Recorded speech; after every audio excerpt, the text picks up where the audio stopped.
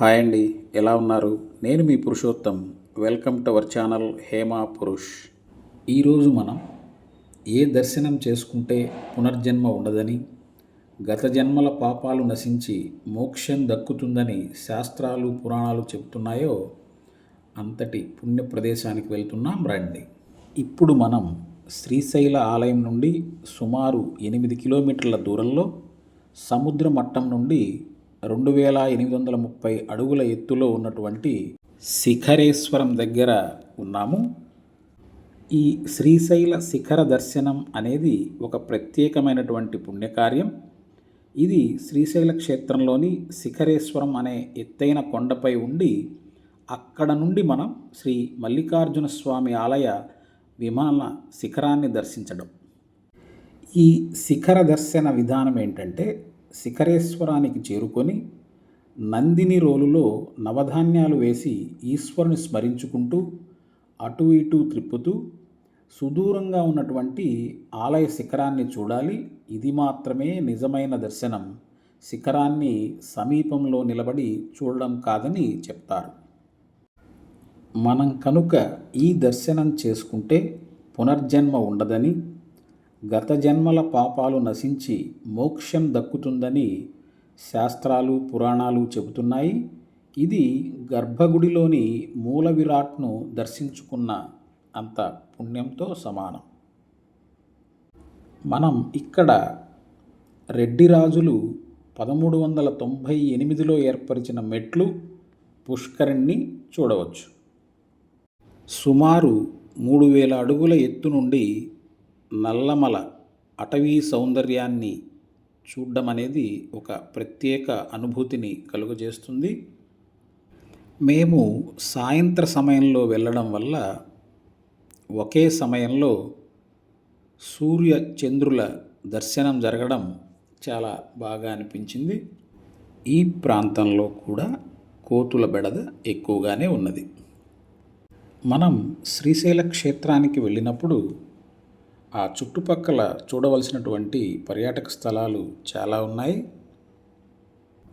పాతాళగంగ, సాక్షి గణపతి ఆలయం, Paladhara Panchadara, Hatakeshwaram, Chenchulakshmi tribal museum, Srisailam dam, Akkamahadevi గుహలు, Nallamala tiger reserve, octopus view point, Ishtakameshwari ఆలయం మొదలైనవి. మనం ఒక 2 రోజులు కేటాయించినట్లయితే ఈ శ్రీశైల క్షేత్ర దర్శనంతో పాటు చుట్టుపక్కల ఉన్నటువంటి పర్యాటక స్థలాలను మ్యాక్సిమం కవర్ చేయడానికి అవకాశం ఉంటుంది.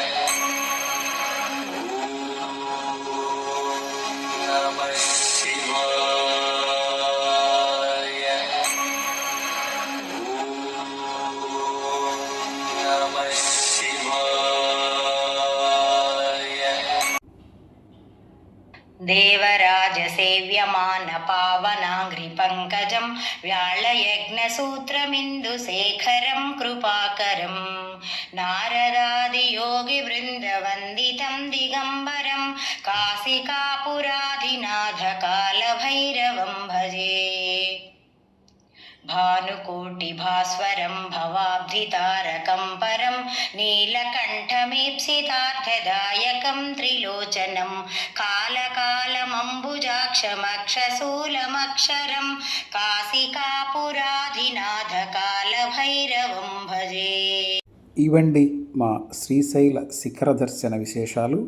ఈ వీడియో కనుక మీకు నచ్చినట్లయితే లైక్ చేయండి, షేర్ చేయండి, కామెంట్ చేయండి, సబ్స్క్రైబ్ చేసి ప్రోత్సహించగలరు.